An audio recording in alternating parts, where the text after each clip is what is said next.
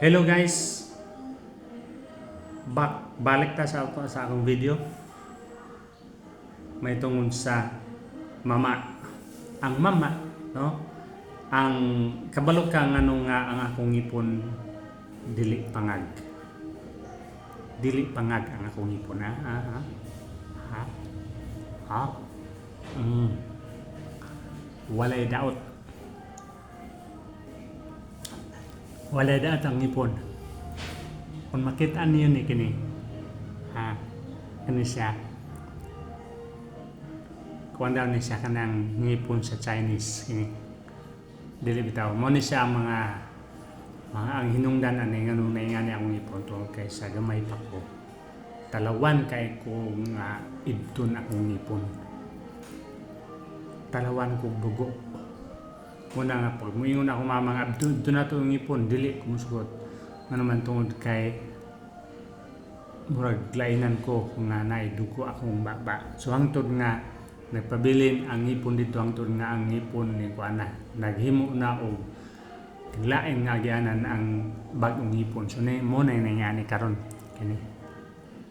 Pero pasalamat ko sa Ginoo ngano man walay daot ang akong ipon. Ngano man tungod sa mama.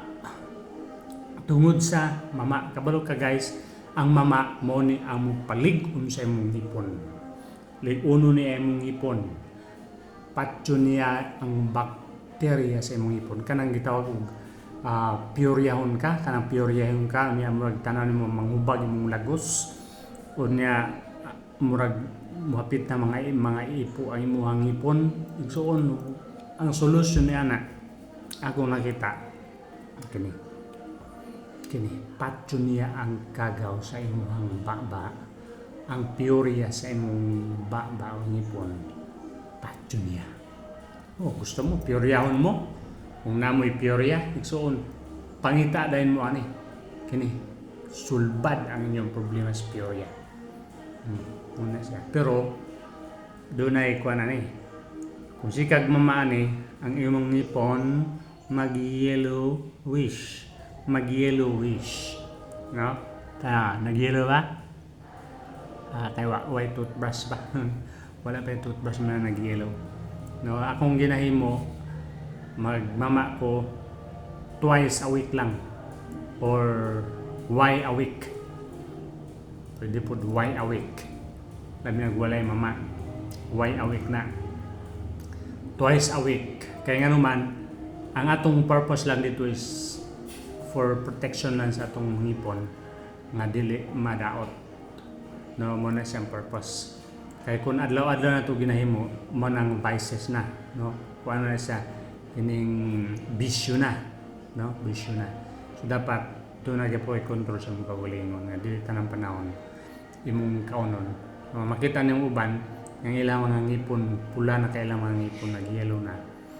Tungod ani mama. So kita kasi man tag katawa dapat dili kayo yellow atong ipon.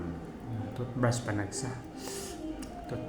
natural kuan na siya, natural na sa kuan sa tao. Natural sa tao away toothbrush yellow ang ngipon na daog na di ba? Okay sana lang no na lang mama ang sulbad sa piurya sa inyong mga ngipon o sulbad sa inyong mga hubak.